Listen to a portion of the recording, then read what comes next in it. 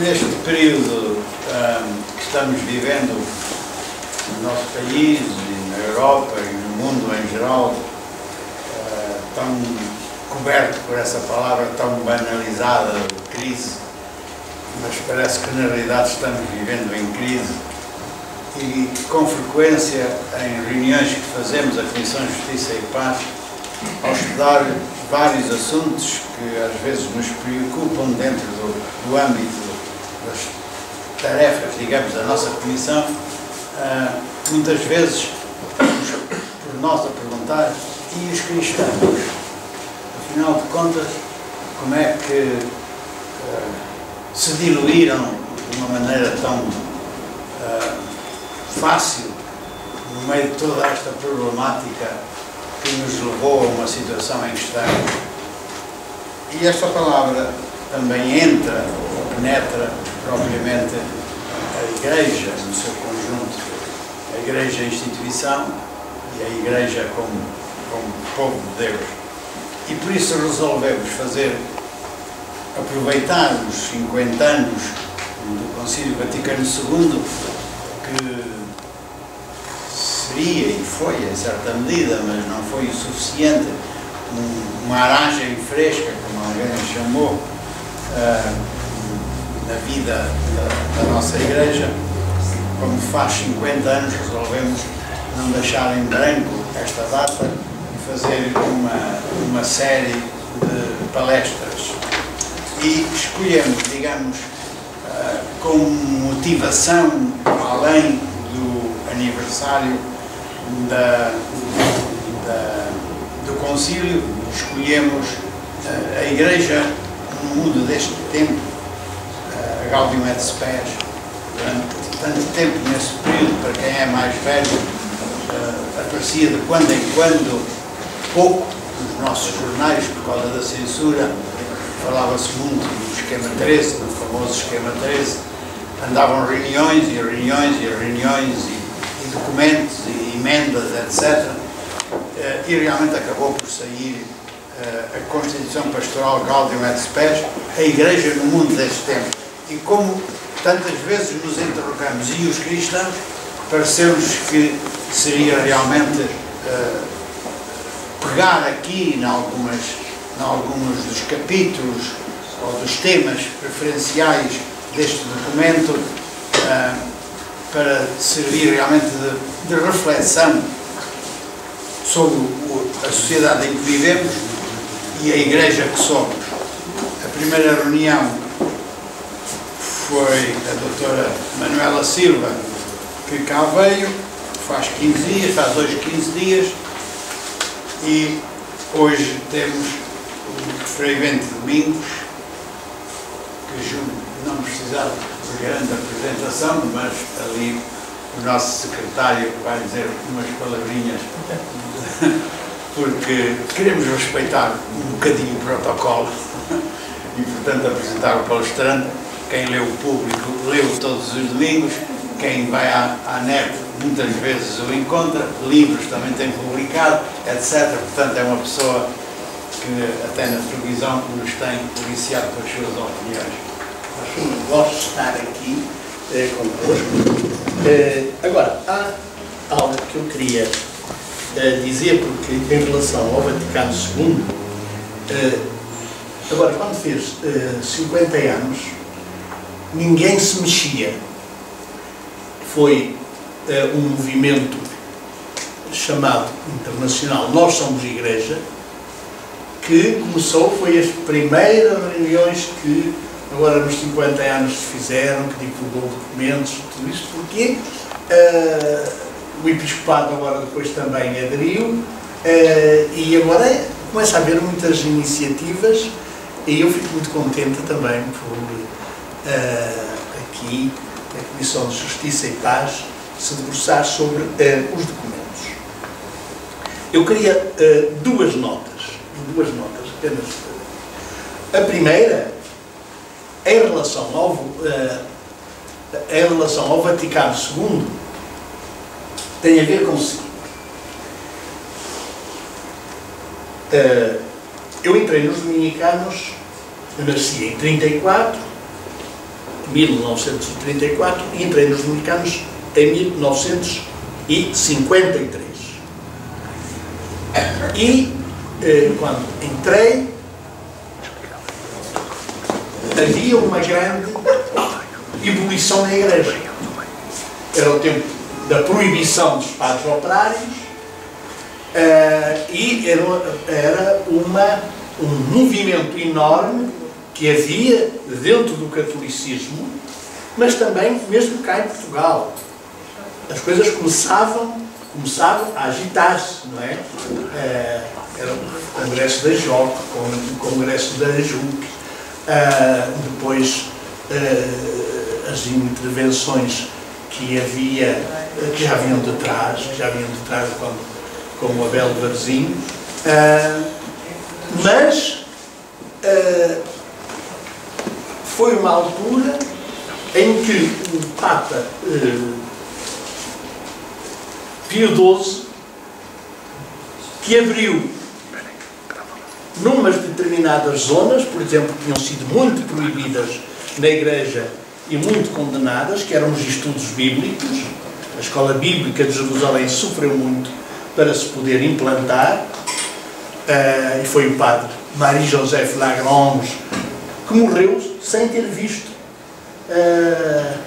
a consagração no interior da Igreja. O lema da Bíblia era quase um livro proibido. Não sei se recordam que a tradução da Bíblia que existia cá era a tradução de Matos Soares, que era feita por um padre do Seminário de Porto e os alunos. A qualidade daquilo era uma tradução da Vulgata, latina, e pronto, não havia. Mas o Pio XII, em relação à democracia, por exemplo, até foi uma coisa que depois foi muito usada até no MUD dos anos 45, numa radiomensagem, o Papa Pio XII falou da democracia, a primeira palavra que apareceu assim na Igreja, mas depois ele, em relação à renovação teológica, era condenação atrás de condenação, e depois o movimento social cristão também sofreu muito. Nessa altura foi a condenação de Jeunesse l'Église, de Lacanzene, muita coisa, sobretudo o catolicismo francês, que era uma coisa que vinha de trás, já que era os ataques todos ao modernismo. E o que acontece? Tínhamos uma vida da Igreja, e é preciso dizer que o século XX foi dos séculos mais evangélicos da história da Igreja, um século fantástico, com muitas contradições. E as contradições é que estava tudo fechado com o Vaticano I. Definiram a infalibilidade do Papa e, portanto, até havia alguns teólogos que diziam nem vale a pena pensar. O Papa diz e acabou-se. Recorde-se a ele e não temos mais problemas. Isso vigorou assim. Nos anos 50 havia já, que chamava a Teologia Nova, uma agitação muito grande, e veio uma encíclica, o Mani Generis, que ainda tornou a coisa mais difícil. Mas nos movimentos, alguns seminários, de faculdades de teologia, havia muita agitação. E acontece que quando o Papa Pio XII morre, havia um certo alívio. Diz, certamente que vai começar algo de novo. Nós temos esta coisa que é espantosa, não é? Na Igreja, temos as orações pelos que morrem, dá-lhe o Senhor o eterno descanso, quer dizer, trabalharam uns, a gente fica com saudades, com outros esperamos que Deus lhes dê muita alegria, mesmo que tenham dado muita tristeza aos outros, e pronto. Mas eu estava em Fátima, no convento dos dominicanos de Fátima, e o cardeal Roncalli, que era bispo, como sabem, de Veneza, veio a Fátima. Já assim, velhote, já assim a abanar para um lado e para o outro, e não lhe ensinaram a ler o português.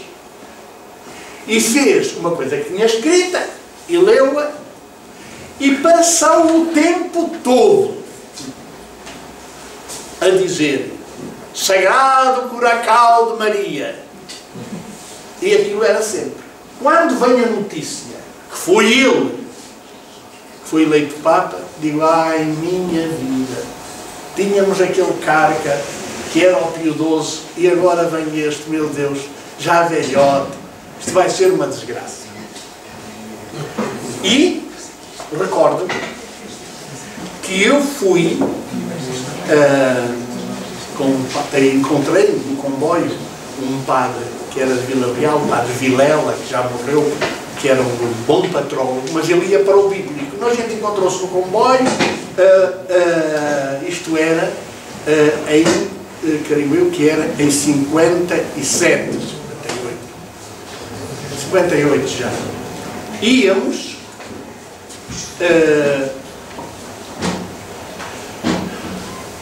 era do ano já escolar de 58, 59. Íamos, até ficámos no convento dos dominicanos em Marselha, era a primeira vez que eu vi alcachofas, estavam a dar ao jantar alcachofas, e eu disse para ele: olha para esse lado que eu olho para este, como é que este comem isto? Quer dizer, aquela coisa assim no meio do prato. Depois, ele seguiu para Roma, ia para o bíblico, fazer o curso de bíblico, e eu ia para a Universidade de São Tomás de Aquino, mas parei em Génova, que era o 5 de outubro, e havia a grande procissão que ia por mar dentro de Nossa Senhora do Rosário, e eu quis conhecer porque tinha tempo para quando começavam as aulas, e então foi uma coisa extraordinária. Estava eu, de hábito, no meio da praça, e chega um anarquista italiano, que era uma coisa que na altura havia bastantes, mas um velhote com um documento muito comprido, que era os 100 mandamentos da Nova República. E então lá dizia: mas veio com esta, és novo, mas há uma coisa que deves saber, que há 3 bombas que devem arrebentar, uma em Moscou, outra em Washington e outra no Vaticano. No Vaticano vais ver, ela já lá está, vai arrebentar. E ele disse-me: a bomba é Papa João 23.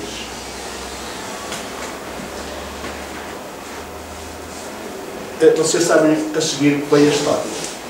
A história foi que um dia João 23 estava a fazer a barba e teve a ideia de que era necessário um concílio. E foi comunicado no Natal, foi comunicado ao mundo que havia um concílio, que foi uma comoção geral, e imediatamente se começaram todos a movimentar para preparar documentos para o concílio. E andavam sempre a chatear o Papa. Lá a Curia Romana dizia: mas como é que isto se faz? Os documentos já fazer com tempo. Mas o concílio isto é necessário muito preparado e tudo isso, sei como também, acho. E iam sempre chegando coisas, até que um dia ele se aborreceu e disse: ó meus amigos, um concílio não é uma audiência papal. Os bispos que vêm de todos os lados, com os problemas de todos os lados, é que vão dizer como é que isto vai ser. E de facto foi. Quando chegaram, tinham uma documentação enorme do que deviam trabalhar. ora logo nas primeiras reuniões aquilo foi tudo para o ar. Era necessário recomeçar tudo.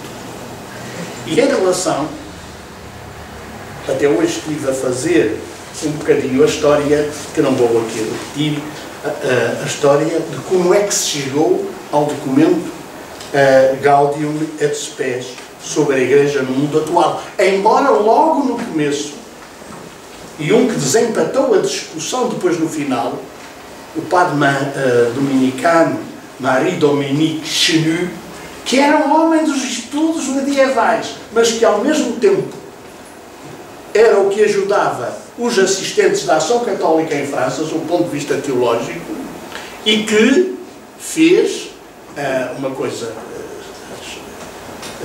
extraordinária, é que vivia aquela ponte, e até fez uma teologia do trabalho, fez uma teologia da matéria, interessava-se pelos problemas de plena atualidade e ao mesmo tempo era um medievista insigne.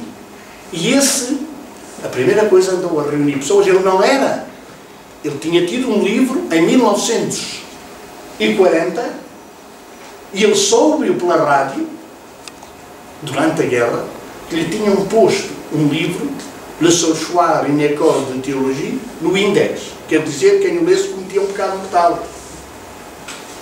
Tinha de o ler só com licença da autoridade eclesiástica, senão era assim. E ele não foi perito do concílio, como outros que também tinham sofrido muito, mas um aluno dele, o bispo de Madagascar, levou-o como teólogo pessoal. Portanto, ele conhecia aquela gente, ele era muito conhecido e admirado, e ele fez com que se redigisse uma mensagem ao mundo. Foi a grande coisa logo do começo do concílio, uma mensagem dos padres do concílio ao mundo. E ele diz, pois deram-lhe muitas voltas ao meu texto, puseram-lhe muita água benta, mas ainda assim é sofrível. Mas isto foi logo que era a ideia do Papa João XXIII, que era abrir as janelas da Igreja, deixar entrar o ar fresco, e queria realmente que a Igreja fosse um Pentecostes de novo.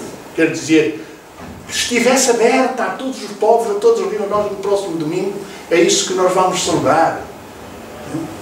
Uma Igreja implantada em todos os povos, em todas as culturas, em todas as artes de viver no mundo, para as fecundar, para as evangelizar. Mas era, portanto, este horizonte, que era o do Papa João XXIII, que sofreu muito logo na preparação, porque andavam-lhe a dizer coisas que ia ser um desastre, e ele, quando fez o discurso da inauguração do concílio, dizia, pá, é tanto profeta da desgraça. Não, senhor, isto vai correr bem.